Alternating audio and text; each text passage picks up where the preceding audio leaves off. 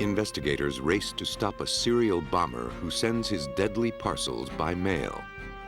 3 people have been killed, and no one knows how many more packages are en route to their targets. In California, experts match wits with a terrorist bent on crippling the Internal Revenue Service. For 5 years, his bombs have confounded authorities. Sheer luck has prevented injuries, but sheer skill is what's needed to catch him. Beneath the rubble, the terrorist leaves a calling card that experts are learning to read. In bomb investigations, forensics means the difference between feeling safe and living in terror.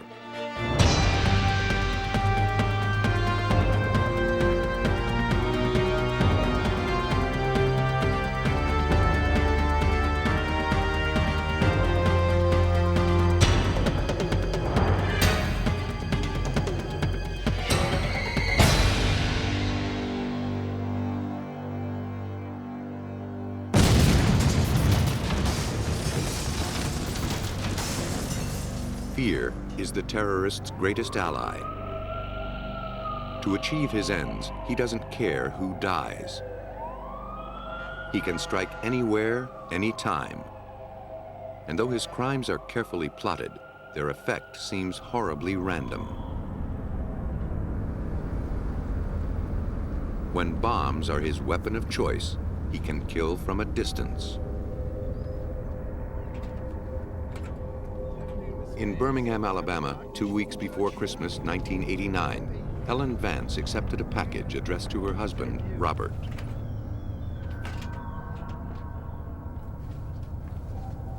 Federal Judge Robert Vance came in from his yard work to find the package on the table where his wife was wrapping gifts.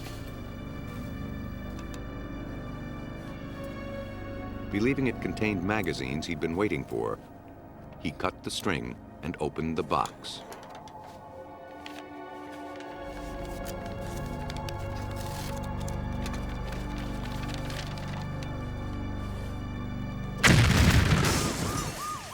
He was killed instantly.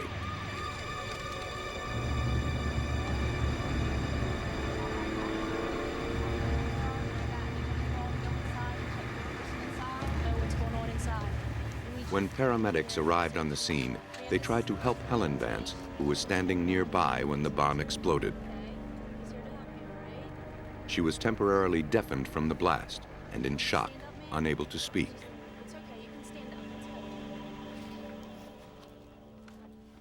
Forensic experts rushed to the scene to investigate. They collected nails embedded in the walls and ceiling, shards of steel pipe, and the remnants of the package itself.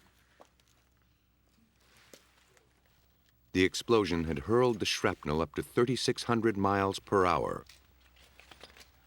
Each fragment was carefully cataloged. Only the most meticulous work would allow authorities to catch a killer who struck from a distance. And that killer wasn't stopping. 150 miles away in Atlanta, 2 days after Judge Vance was killed, a package arrived at the 11th Circuit Court of Appeals, addressed to the clerk's office. A routine X-ray revealed the ominous silhouette of a pipe bomb. Before the shocked security officers could stop it, the package dropped to the floor.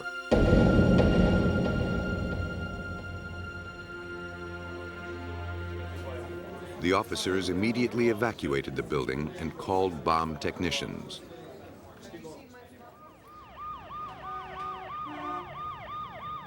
An alert posted after the death of Judge Vance described the device that killed him. The Atlanta bomb resembled the one in Birmingham. Though Vance's bomb was rigged to explode when the package was opened, the bomb techs had to assume this one could blow at any moment. The drop from the conveyor belt and routine handling in the post office could have rendered it unstable. Their Kevlar suits, 3 inches thick and weighing 80 pounds, provide safety only at a distance. If the tech is close to the detonation, the pressure from the blast would crush him. The first step was to photograph and X-ray the bomb to study its components. The X-rays revealed no timing device, so the techs breathed a little easier. I think the switch is going to be all right. We know the bomb. There was no reason to rush. Unless a bomb is rigged to a timer or strapped to a victim, bomb removal typically takes hours. Every step was planned, every motion rehearsed. As each maneuver was carefully completed, the bomb techs paused to ventilate their smothering suits and modify their strategy. As a precaution, the area around the building was kept clear of pedestrians and traffic.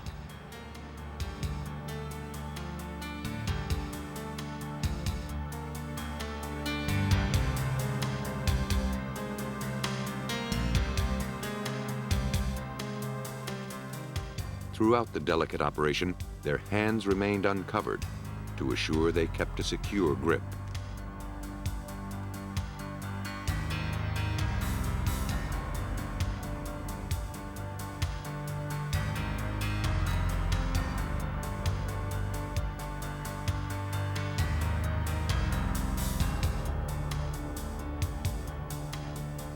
Once they were certain the bomb was stable, they lowered it into a bin and put it in an armored trailer.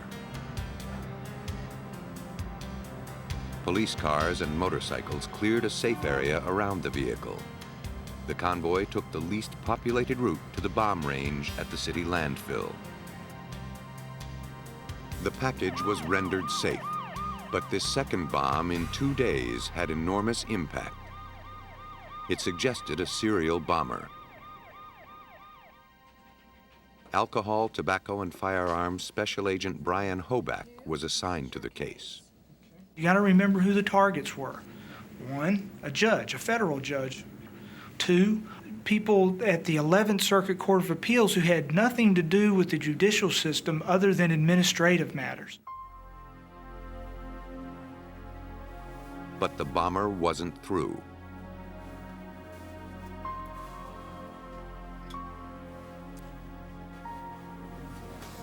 On December 18th, the same day the Atlanta bomb was deactivated, attorney Roby Robinson received a package in Savannah, 250 miles away.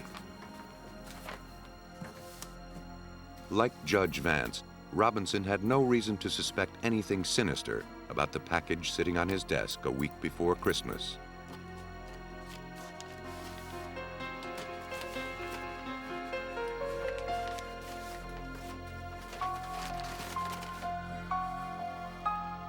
In an instant, he became the killer's second victim.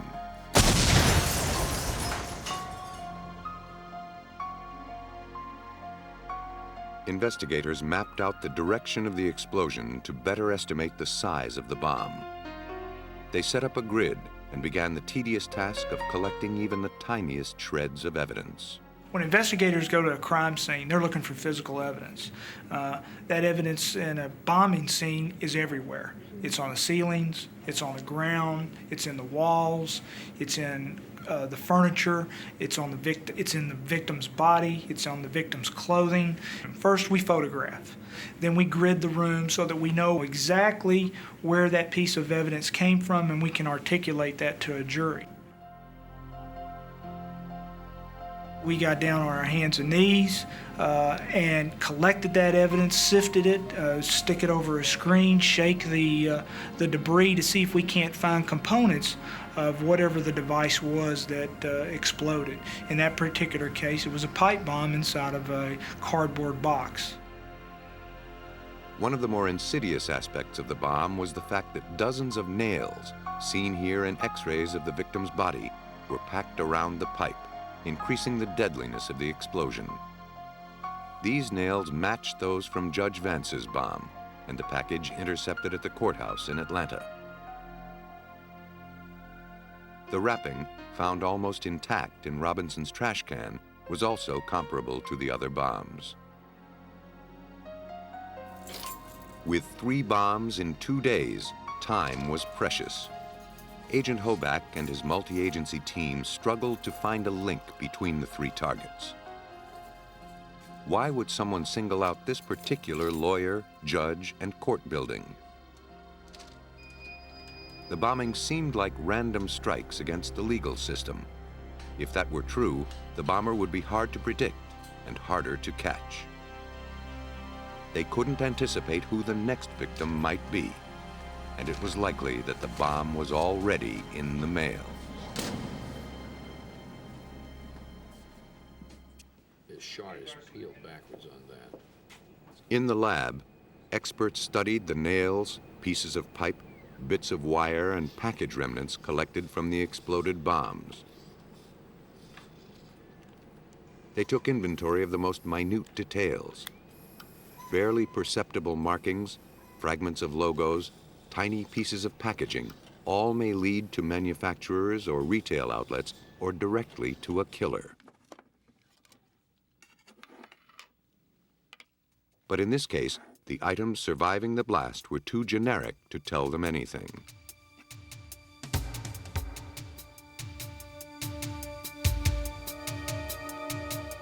The bomber continued with his deadly plan. Fortunately, Jacksonville, Florida NAACP President Willy Dennis was too busy to open her mail on December 18th.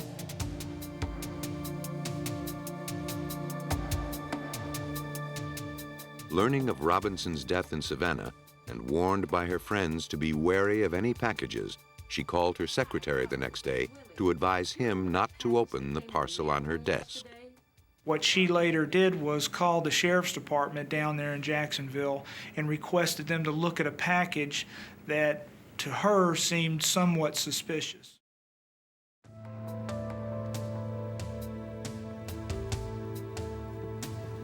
The technicians noted it was identical to packages used in the previous bombings.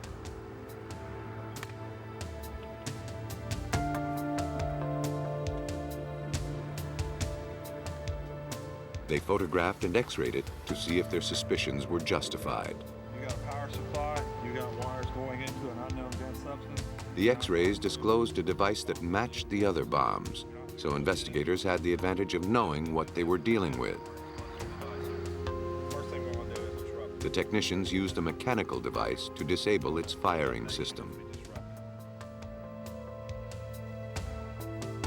The package had been successfully ripped apart. Still wary of an explosion, technicians carefully pulled the unexploded pipe bomb from the office while maintaining a cautious distance.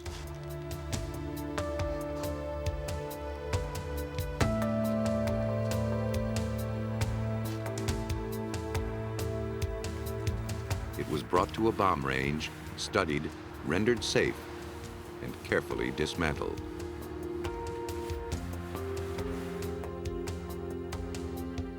Left behind in the office were the now familiar nails and brown paper with red and white mailing labels. Like most mail bombers, this one affixed more than enough postage to assure his package was delivered. This parcel also contained something surprising, a roll of hate mail. It included a copy of a threatening letter sent to a Jacksonville television station. The postmark linked it to an Atlanta post office. So now the agents knew the bomb was probably sent from Georgia. The physical evidence was building. These strongly worded letters put right-wing fringe groups high on the list of suspects. The ATF assembled a task force to outsmart the bomber. Terry Pelfrey, a bomb technician with the Georgia Bureau of Investigation, was called into the group's monthly lunch meeting. My role in the investigation was to first look at right-wing groups that were located in Georgia. These included the Ku Klux Klan, the Aryan Nation members, Christian Identity Church Movement members, and skinheads. We had informants in each of these groups. Some of the informants ranked as high as Grand Dragons in these groups, which were the leaders of the Ku Klux Klan. There was no talk within the right-wing movement groups that would give us any indication of bomb suspects in these groups. At the December 19th meeting, an ATF agent outlined the similarities among the recent bombing incidents. After considerable effort, did you see anything you recognize? He passed around pictures of the bomb recovered at the courthouse and described what he knew of its construction. The device consists of a pipe bomb with flat welded end plates. The description struck a spark of recognition for ATF bomb expert Lloyd Irwin. The bombs resembled one he saw in 1972. Though he had inspected more than 3,000 bombs in his career, he had a feeling this was the work of the same bomber. The minute I looked at it, I saw some characteristics of this bomb that reminded me of the 1972 bomb. That being that it had square end plates held with a bolt through the center. I only had one bolt, but still it was the same technique. How about drawing me a picture? He hadn't seen another like it in more than 15 years. From memory, Irwin sketched the 1972 bomb. You learn that the guy, even though he changes his technique, if he's made them before, he'll keep something similar because he knows it worked before. Why trash it when he can make it work again?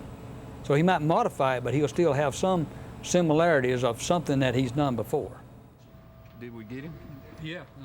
For Irwin, the construction of the devices bore the signature of the 1972 bomber. Right after the meeting, he called Special Agent Hoback.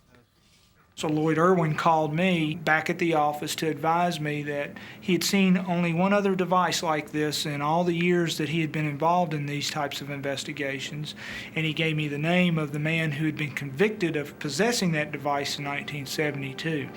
That man's name was Walter Leroy Moody. Roy Moody had been convicted of building a bomb he intended to send to the man who had repossessed his car. The bomb's real victim, however, was Moody's wife, Hazel, who inadvertently opened the package, injuring her hand and eye and severely burning her face. Roy Moody went to prison, and Hazel was granted a divorce. The ATF began taking a closer look at Roy Moody. We eliminate suspects by different things. Motive might be one way to eliminate them, whether their presence was actually in the area. There's a number of ways to eliminate suspects. However, what we were doing with other suspects by eliminating them, we could not do with Walter Leroy Moody. At this point, most of the evidence linking Moody to the bombings was circumstantial. The investigators now had to positively link the components of the bombs to the suspected bomber. For that, they relied on the ATF Forensics Lab in Atlanta. By analyzing the chemical composition of the detonators and primers, experts determined who manufactured them. Fortunately, the company had very limited distribution in the Southeast. The manufacturer provided a list of the stores that sold their product. Meanwhile, the ATF noted further similarities between Moody's 1972 bomb and the recent ones. All used cardboard boxes, metal pipes with square end caps and a rod, flashlight batteries, and flashlight bulbs. So investigators would have more first-hand information. Specialists recreated and detonated the bombs.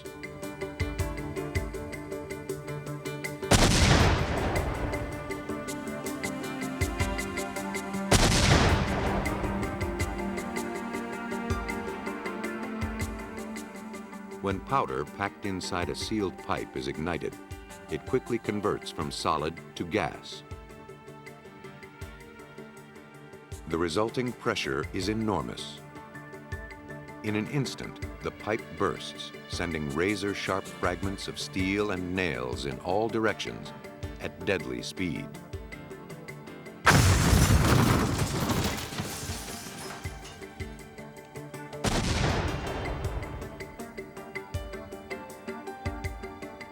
Whoever built these bombs went to great lengths to maximize their destructive power. They were made for only one purpose: to kill.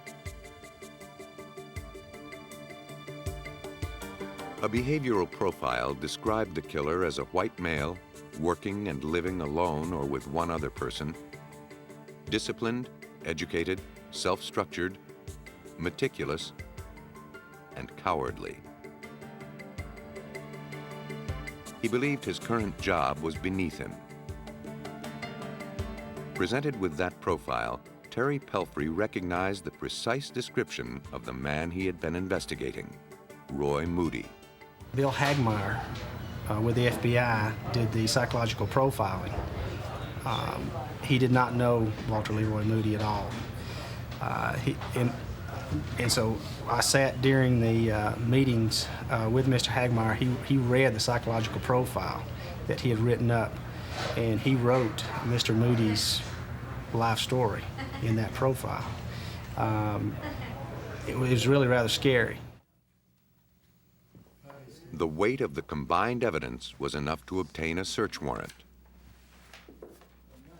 On February 8th, investigators searched Moody's house. They uncovered law books and transcripts of Moody's 1972 bomb trial. As we found in his transcripts during this search warrant, the highlighted areas where we matched forensically the evidence from the explosive site to the evidence that was found within his home and his workshop. All that matched in 1972, so in 1989, Mr. Moody gets smarter. He thinks he gets smarter. But it was the clues detectives failed to find that raised their suspicions further. We knew that Mr. Moody kept his books from school because he had his law books. However, he didn't have his chemistry books. We also did not find the weapons that apparently Mr. Moody owned. We knew he owned some because he had ammunition in the front seat of his pickup truck. So where were those weapons? Following a lead, investigators secured permission to search the basement of a house in Chamblee, Georgia, where Moody rented storage space.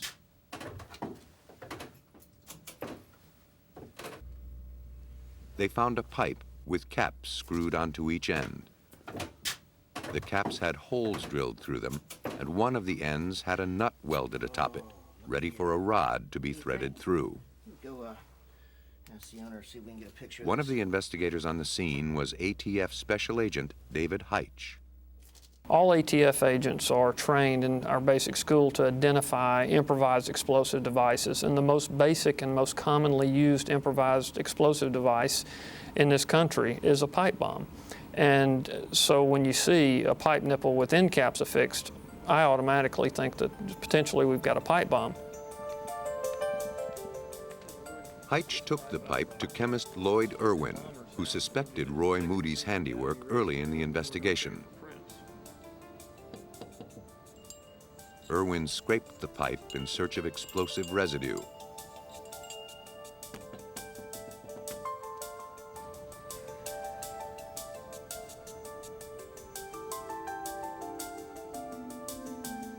His analysis yielded only rust. The pipe may have been a prototype, but agents had no way to prove it. They just didn't have enough to make their case.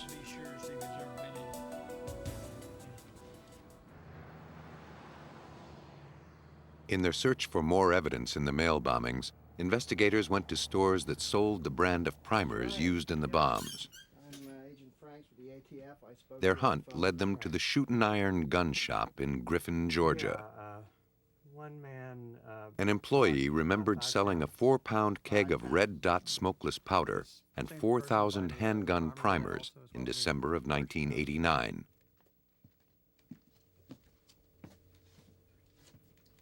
The large purchase stuck in his mind. Red Dot was the powder used in the December bombs, and 3,200 primers were needed to fire them. In a photo lineup, the clerk chose Roy Moody as the customer. Investigators felt they had their man. On July 10, 1990, Roy Moody was arrested and held without bail. Police also brought into custody his wife, Susan, as a possible accomplice. She was permitted a bond.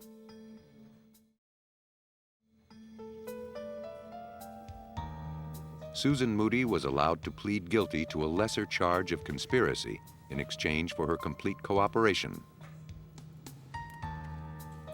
She told investigators how she had been a servant to Roy almost since the day they met in 1981.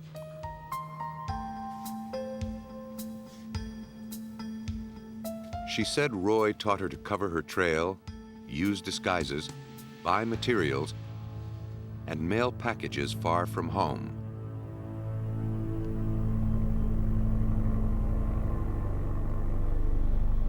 She also offered the name of Roy's former cellmate. When investigators searched his house, they found footlockers with Moody's name on them. They contained the missing guns and chemistry books. Agents also found ammunition, a bomb diagram, and an arc welding unit. Susan Moody's testimony was crucial to cracking the case. She pretty much put everything together for us. We had bits and pieces all throughout the investigation of why Moody did this, how he did this, to what extent he did the bombings the same way that he did in 1972 as far as their construction. However, Mrs. Moody actually told us how he went about the process and how the process began with the motive. And what was that motive? Roy Moody had a history of frivolous litigation. Most of his cases were thrown out of court. He was desperate to become a lawyer so he could fix what he considered to be a flawed system.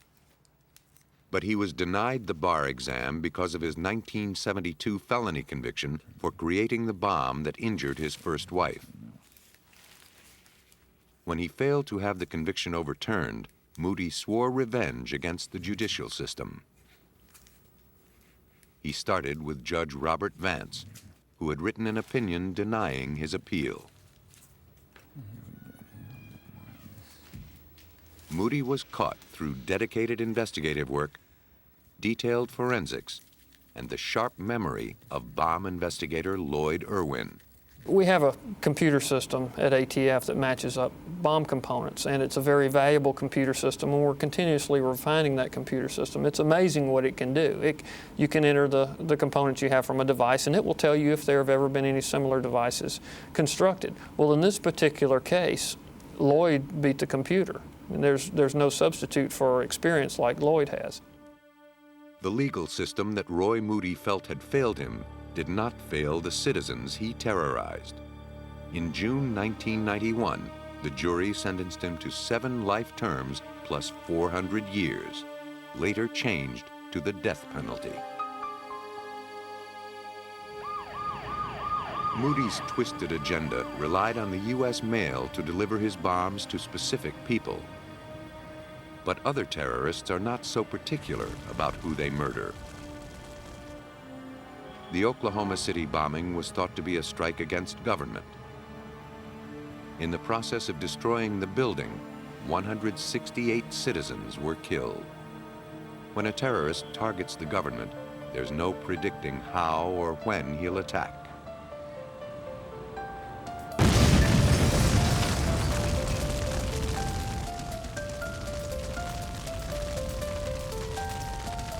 In the early morning hours of February 22, 1990, the West Los Angeles Fire Department answered a routine call to douse a burning truck around the corner from their station.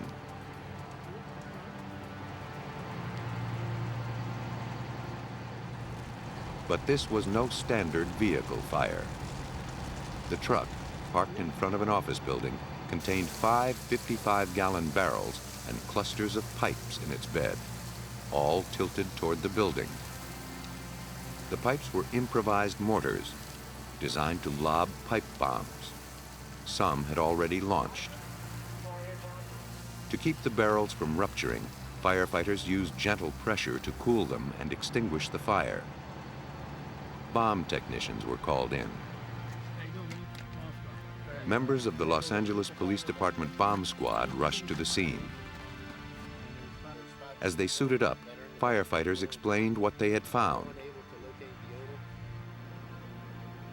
bomb squad detective Joe Powell realized that a huge catastrophe was narrowly averted. The fire department described that the drums were cherry red hot because of the fire, and they put the fire out with the water hose that they normally use. The fire department was extremely lucky that the device did not detonate on them when they were putting the fire out. Powell's primary concern was to be sure there were no secondary devices, so he checked the 5th floor, where windows had been broken by the homemade mortar rounds. The bombs penetrated the office of the IRS, which occupied the 5th floor, but damage was minimal.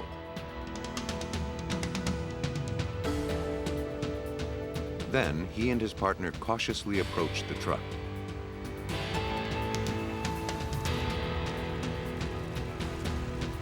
They needed to determine whether the truck was booby-trapped, since their first priority is to keep people from getting hurt.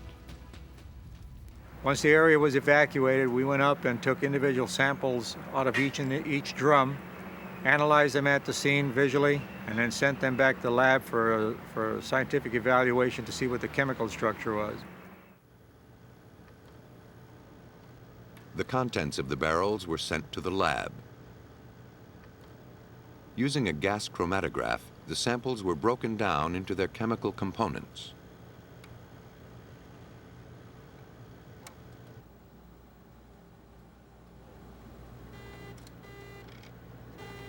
The tests determined that the substance inside the barrels was ANFO, an unstable mixture of ammonium nitrate and fuel oil. The truck contained more than 200 gallons of ANFO. To understand the destructive potential of that much explosive, the LAPD performed a test explosion in the California desert. They filled a pickup truck with a combination of ANFO and TNT to simulate the conditions at the IRS building.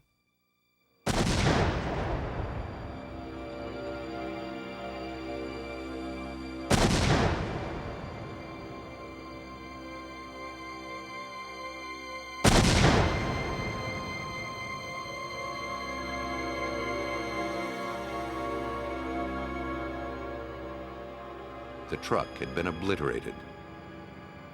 Wreckage littered the desert floor.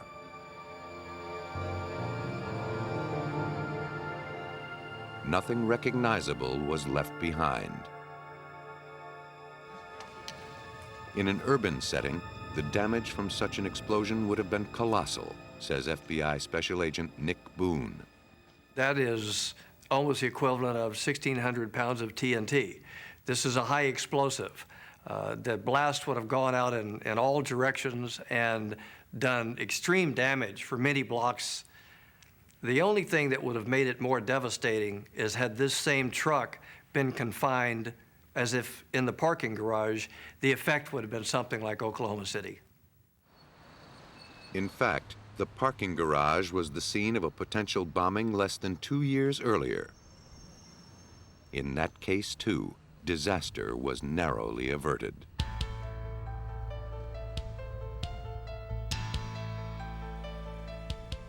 The IRS building had been the target of bombings before. In September 1988, the basement parking garage was the scene of the first incident. Detective Powell and the bomb squad disarmed a 1971 Toyota at this address.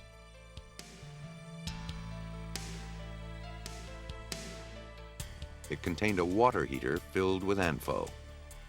It also had a booby trap under the rear tire. When tripped, the car burst into flames. As the fire department extinguished it, they found pipe bombs in the trunk. Bomb squad technicians determined that gasoline cans and plastic detergent bottles in the back seat were filled with ammonia and bleach. They were designed to fill the garage with poisonous fumes. The bombs were deactivated without incident. The car had been reported stolen from the parking lot of Ford Airspace, but there the trail grew cold. But not for long. 6 months later, a routine line check by the power company uncovered pipe bombs attached to 4 high-voltage power poles behind the same building. the bombs detonated, causing minor damage. The IRS building in West LA wasn't the bomber's only target. The power line bombs resembled one found 8 months earlier, about 50 miles away. An electronic detonator and ANFO were attached to the base of a power pole servicing the IRS building in Laguna Niguel, California. It was rendered harmless by the bomb squad.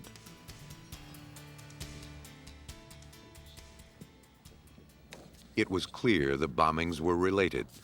These attacks and bombings in other buildings dating back to 1986 led to the formation of a multi-agency task force on terrorism. It found that the circuitry in all the bombs was similar. FBI Special Agent Frank Bhakti was a case agent for the task force. All explosive devices, especially serial bomber explosive devices, have a specific signature or type of construction unique to the bomb maker. And if you could examine a series of unexplained bombings, you can examine the way the bombs are put together and make a fairly educated guess as to whether one person might be responsible based upon the way the bombs are constructed. Besides the design similarities, all the bombings shared a common target, the Internal Revenue Service. We began investigating in several directions. One was to try and find other similar bombings that were committed in this area and to see who was either convicted of those bombings or suspected. We also went in the direction of states' rights, anti-government, anti-IRS groups, because they would logically be the kind of people that might attack the buildings and go after IRS. A potential lead arrived in the mail. In letters sent to the newspaper and to the IRS building, a group calling itself Up the IRS Incorporated claimed responsibility for the truck bombing, as it had the 1988 car bomb attack. Boone considered the letter authentic, as it contained information about the bomb not made public. The envelopes were addressed by hand, giving investigators a writing sample, but they had nothing to compare it against. A more immediately helpful clue was a digital watch used as a timing device. Investigators believed the bomber was trying to show off his high-tech skills, but to no avail. The alarm on the watch used to ignite the truck bomb wasn't set properly, so the device didn't detonate as planned. Even so, the circuitry of the bombs provided the first clear lead. Many components were built exclusively for the military and were unavailable on the street. That suggested the bomber had some contact with the high-tech industry. The fact that the car used in the garage bombing in 1988 was stolen from the parking lot at Ford Airspace gave LAPD Detective Bob Nelson an avenue to pursue. We learned later on in the investigation, as we went through the components, that there were certain identifiable wires and electronic components that were directly attributed to the Ford Aerospace location. However, there was no estimate as to when they were actually utilized. There was no date or any way to tell if it was an old surplus item or something current. Nelson and Boone were certain the bomber was a past or present employee of Ford Aerospace. But the company employs thousands. The detectives had no way of narrowing the pool. Thanks to the swift action of the West Los Angeles Fire Department, one of the most pivotal clues was preserved. The serial number from the truck used in the 1990 bombing was traced to its last registered owners. Mr. and Mrs. Orozco had sold it for $500 in December of 1989. Okay, does it run? According to Mr. Orozco, the buyer hardly spoke, asked few questions, and seemed anxious to leave.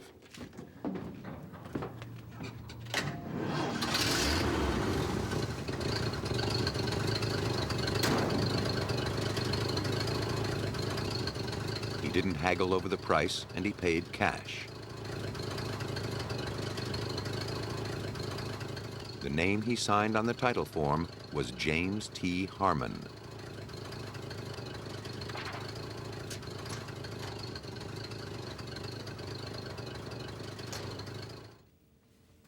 Police knew that if they found Harmon, they'd find the bomber. But what did he look like? A police artist brought an identikit to the Orozcos to create a composite sketch. Oh, yeah. It was... there was some balding going on. It contains hundreds of overlays of generic facial features. The style, straight. By mixing and matching, the artist slowly fashioned a likeness of the suspect that the witnesses were satisfied with.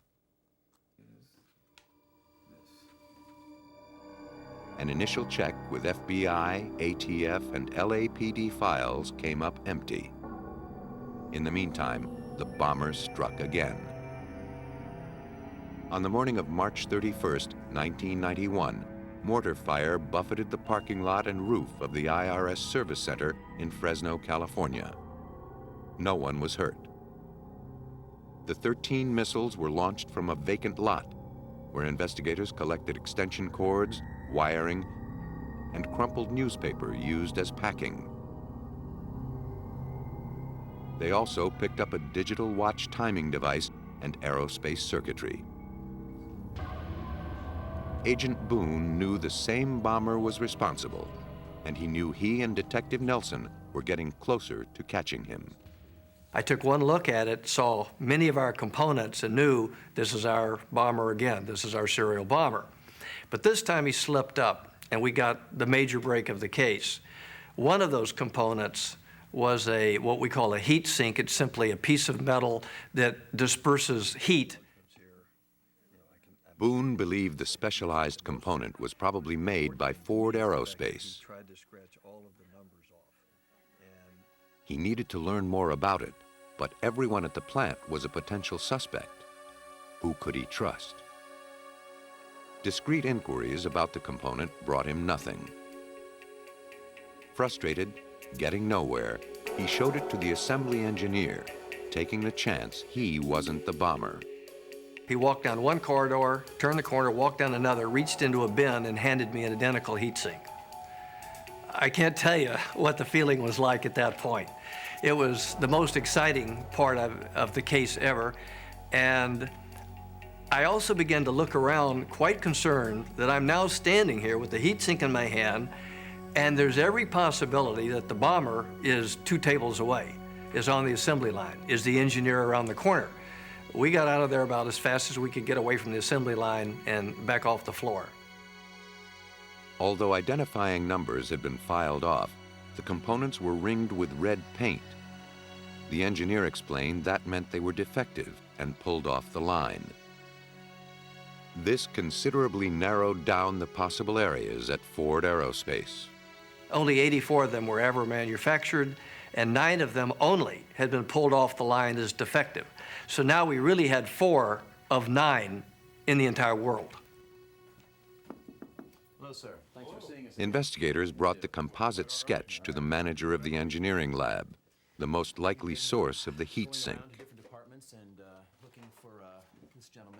The manager didn't recognize the face and didn't know a James Harmon. Who was this man? Detectives knew they were getting close, but the identity of their bomber still eluded them. How soon before he struck again? How soon before he killed someone?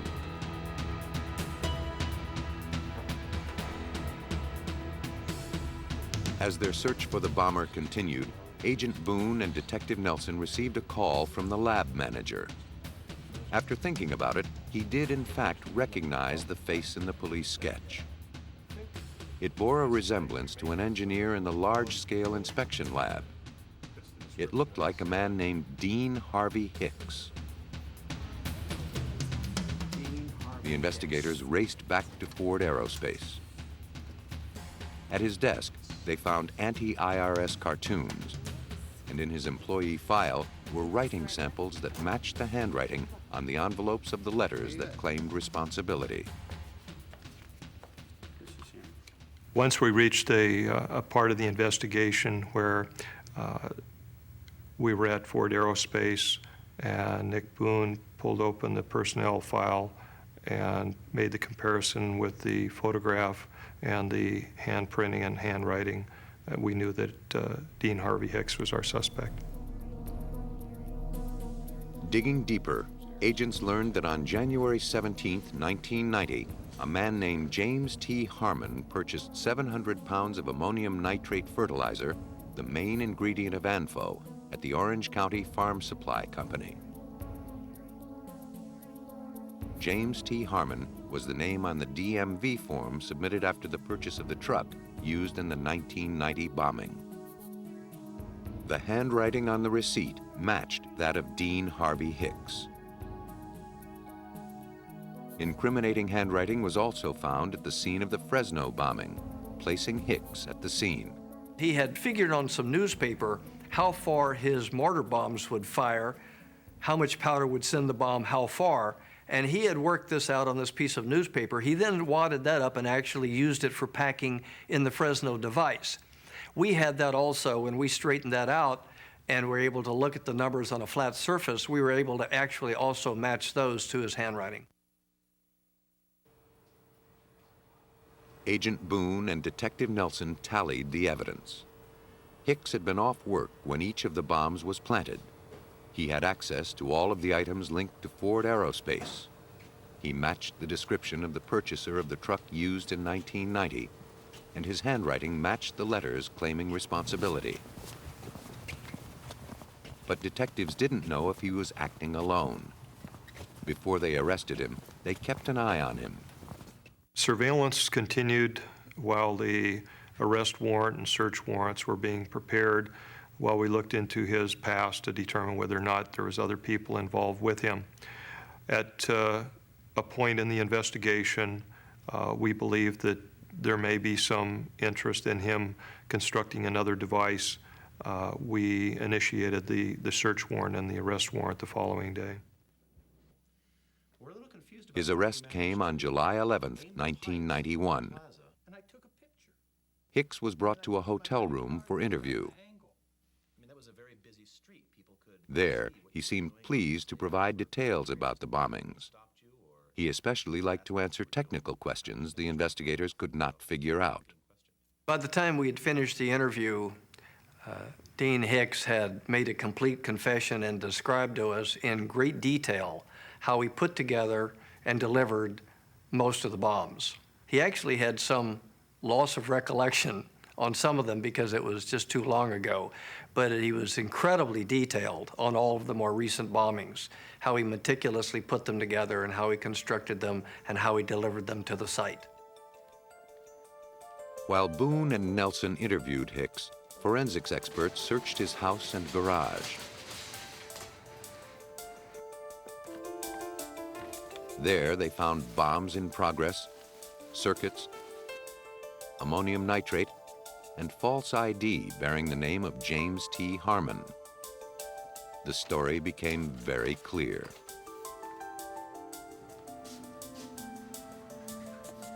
His co-workers at Ford Aerospace knew that Dean Harvey Hicks despised the IRS. But they didn't know he was stealing parts from the workplace in order to attack the government agency.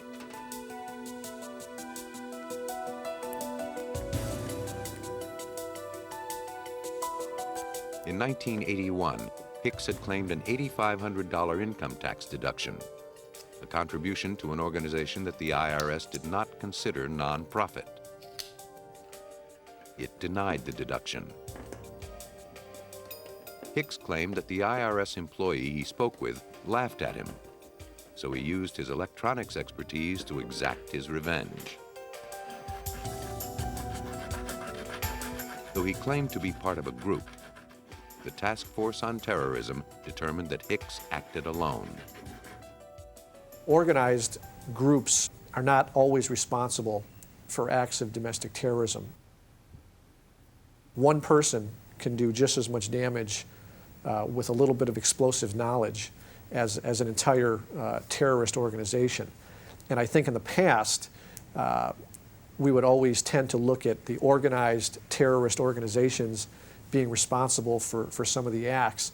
I think Mr. Hicks has shown everyone that one person acting alone can be just as deadly and just as dangerous as a large group. As clever as Dean Harvey Hicks was, the tireless efforts of investigators like Agent Nick Buon and Detective Bob Nelson finally ended his reign of terror. Finding him guilty on 4 counts of using destructive devices against a federal facility, a jury sentenced Hicks to 20 years in prison. Ironically, he was also ordered to pay more than $335,000 to the Internal Revenue Service. The crimes of Dean Hicks and Roy Moody were personal vendettas disguised as political statements. Like all acts of terrorism, the senseless deeds of these desperate men accomplished nothing. Despite its mystique, terrorism is a crime like any other. And like all crimes, the perpetrator can't help but leave clues behind. With each new case, forensic detectives refine their ability to trace those clues back to the criminal.